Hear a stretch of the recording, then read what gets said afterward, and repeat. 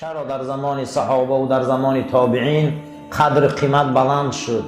چرا آنها قدر آبرو قیمت داشتند؟ یک تاش همین بده. تصاب الرجلان بحضرت الحسن، دو مرد در پیش حسن بصری یکدیگری چقدر حقارت کنی کردند. فقام المصبوب، همه آدمی که دشنام دادگی بودن و خب ایستاده بود ایجاش خست و رواش تازه کرد، پوری عرق شده بود رواش و هیچی گفتگی نبود. چی قیق از دشنامش داد. وقتی دشنام کرد سر فوقش عرقالو شد، خیز روش تازه کرد و همین آیه مبارکه سوره شورا آیه رقم 43 را خواند. اعوذ بالله من الشیطان الرجیم، بسم الله الرحمن الرحیم، ولمن صبر و غفر ان ذلك لمن عزم الامور. هر کسی صبر کنه و آدما را بخشه، این یکی از بزرگترین خصلت مسلمانه. همین سوره را خواند، نگه آیت خواند و حسن بصری گو قسم به نام خدا گنجینه زمین شمایه، قسم به خدا دردانه زمین شمایه. وای بر حال این جاهل بدبخت که فردا زبانش میکشنه دهنش. من دو آدم جنگ میکنه، یک تاش اگر صبر میکرده، یک تاش خب میساده، یک تاش جکیدن هم که میگرده، هر چی میگفته روز قیامت گو زیع الله خدا حیفت کنه گو زبانت میکنه. زمان پیغمبر و تابعین چه آدم ها بزرگ بودیان، صبراشون کلام بوده. صبراشون چی بوده؟ کلام بوده است. برای همین آیه مبارکه را خواندن که از که کسی صبر کنه و عوف کنه، این یکی از بزرگترین خصلت مسلمان نشان میده. یا ابن آدم، ای فرزند آدم، لتصبرن، صبر زیاد کن. تأکید کرده اگر صبر نمیتونی کرده لتهلکن، سزاوار باشه که هلاک میشی. کسی صبر کرده نمیتونی سه هلاک میشه. صبر به معنای لجام کردن. برادر صبر، من همین روز توبهگر کاری ما صبره. در طاعت صبر میکنی، در معصیت صبر میکنی، در مصیبت صبر میکنی، این چیزی خوبه. لیکن کسی در گناه اگر بالای سرش معصیت خدا باشه صبر کنه و منافقه. اگر زنت به حیایت گردی با صبر کرده، اگر زنت به شرمت کردی همیت کرده، این حالت با آدم دیوس میشود. صبر در چی بوده؟ در طاعت و معصیت. یا آدم گناه کرده تو را دشنام میده، صبر کن. حضرت علی کرم الله وجهه در یکی از غزوه ها، وقتی که یکی از غزوه ها که در زیر پاشت یکی از این مشرکا را میغلطانه و مقصد دیگه در گردنش همون شمشیر ذوالفقار را میمانه و از پایان هر چی گفتن میگیره و در روی حضرت علی دوبار توف میکنه. حضرت نمیکشه و سرش میتیان. و حضرت عثمان میگه چون نکشی بدبخت در رو توف کرد؟ گو برای آن که ای غضب بود، من غضب که کردگی بودم، اگر یک شمشیر چمی زدم من نزد خدا گناهگار بودم، من ای غضب او را غلطاندم. اگر بانگی جهاد میشد و بانگی واقعیت امر رسول امر خلیفه میشد و زنده میموندم. من به خاطر خدا او را نغلطاندم. آخی من به خاطر چی کردم؟ میرم به خاطر غضب. ای غضب من صبر کردم و توفی همو را تحمل کردم. وقد روی ان رجلا شتم ابا ذر، حضرت روایت کردن حسن بصری، مرد آمد میگه ابو ذر غفاری را صحابه رسول اکرم حقارت کرد. بعد ابو ذر گفت ان بینی و بین الجنت عقبتان، بین من و بین جنت بسیار امتحانهای وزبینه و بسیار چاههای وزبینه و گذشت وزبینه. هر چیزی که در حق من از تهمت و گپا گفتی، اگر حق باشی و من جنت نروم، گپای تو همش حقه. تو من سگم گفتی، خوگم گفتی، خرم گفتی، بین من و بین جنت مشکلات های زیاده. اگر من جنت نروم و دوزخ بران من، چی گپی که من گفتی همش حقه. لیکن من دوزخ نبرن و جنت روم، وای بر حالا که ایرو دعوا میکنم.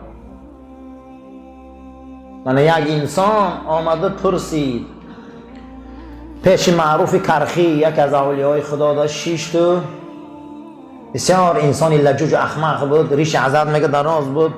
گفت معروف کرخی، همین ریشی شما خوبه یا دمی سگی من؟ میگه معرکه کلان، میگه خستان که ایدار بیرون که او چخش نشوه. با حضرت می آیه مبارکه را خوان که و اما من، پس هر کسی را که اوتی کتابه بیمینه، کتاب شده دست راست روز قیامت تیان.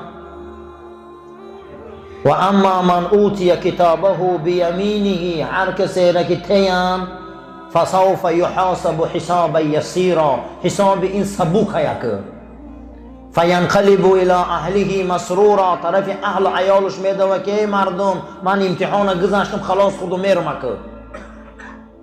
و اما من اوتی کتابه وراء ظهره، اما اون کسی را کتاب ای پشت آوردن در دست چپش دادن، وای بر حالش او را جهنم میبرند. همون روز نامه اعمال دست راستی من دتیان، من آن روز ای ملائکه بزرگم.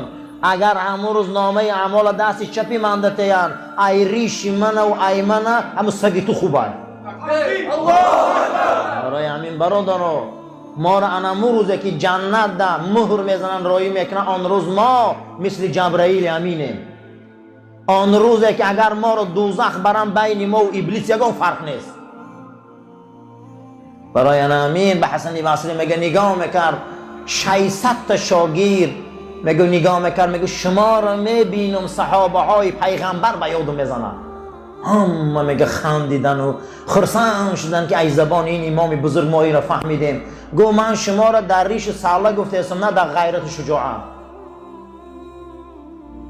با مگه دیگه همش آرام گرفتن. گو من شما را ریشمانی تا نگفته اسم، قدی صلاحات و رنگ صحابه، غیرت و شجاعت صحابه را نشما او را نداره و دیگه بدن.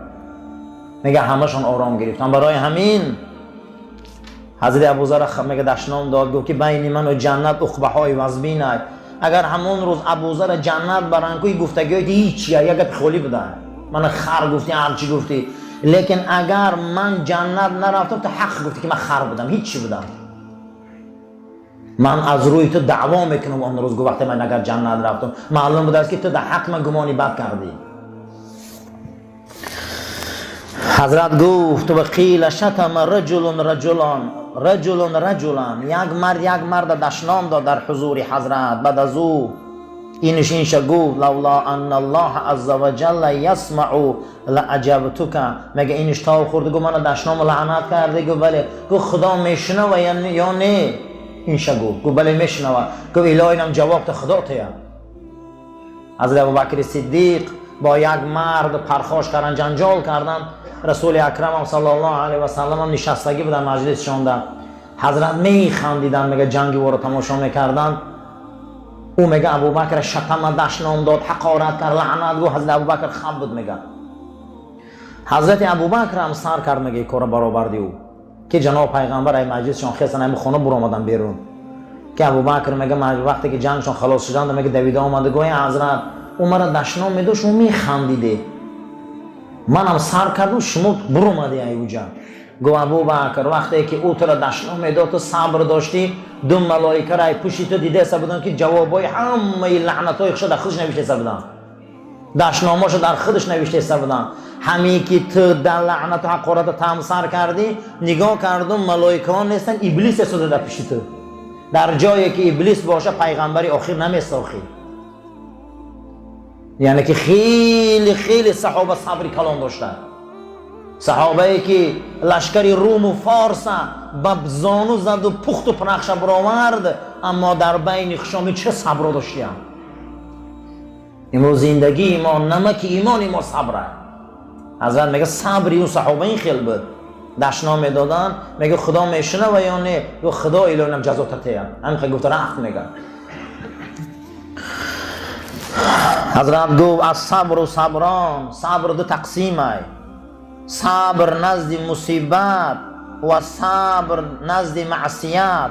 شخصی که هر دی همین ده قادر شوه، دانه که نزد پروردگار ده اولین بنده حساب می شود. ما من جرأت احب الى الله عز وجل من جرأت مصیبت موجعت یتجرأها صاحبها بحسن عزاء و صبر او جرأت غیظ یحملها بفضل عفو و حلم. حضرت حسن بصری گفتن یگان قده و پیاله را دوست داشته تر از نوشیدن آب صبر در نزد مصیبت ندیدم. مصیبتی که مردم عزادار میکنه، گریان میکنه، دلش خون میکنه، آورده به زانو میغلطونه، این به صبر پیشواز میگیره. من دیدم که از قفاش عوف و غلبه خدا خونش آمد. پدرت دست میتهی، مادرت میتهی، بچت میتهی، زنت میتهی، شوهرت میتهی. اگر صبر پیشه میکردی، مصیبتی که ما را خم میکنه به زمین به صبر خط راست میکردی، از قفاش غلبه الله خونت میومده. انشاءالله امی سلمه مادرمون وقتی شوهرشان میمرند پیش رسول اکرم میبیاد صلی الله علیه و سلم. حضرت میبینن که امی سلمه بسیار گریه داره، فرزندش یتیم مونده. میگه چی گریه داری؟ میگه حضرت میدونم که شوهرت مرد وزوینه. بعد گفت که صبر پیشه کن. گفت نعمت خدا خونت زیاد میشود. گو ای شوهر نعمتی بزرگ است و پیغمبر، ایمی شو نعمتی بزرگ میشه زنده و ما شو مای دست دادم. بعد ایده برآمدن رسول اکرم اسخالی رفتن بخشاندن، زوجه رسول اکرم شد. ای پیغمبر نعمتی بزرگ است، یعنی که پیغمبر ما معجزه میبینه تو صبر پیشه کن. گفت خداوند نعمت خونت خودش میبیاره. امی سلمه صبر پیشه کرد. بعد 4 ماه و 10 روز رسول اکرم آساخالیش کردن، پیامبر زنشان شدن، ازواج مطهرات شدن. ما را توفیق ده، ما را عزت ده، ما را آبرو ده، ما را فضل ده، ما را برای راست هدایت کن. عاقبت کاری ما را به خیر. این مسجد کشاده گردان، ایمانای ما را کامل که، مشکلاتای ما را آسان که، از دسیسه ها، فتنه ها، از تمام اعمال های رذیلی ابلیسی و شیطانی این مسجد و تمام باشنده هاش نگهبان باش. آمین یا رب العالمین. تلفناتون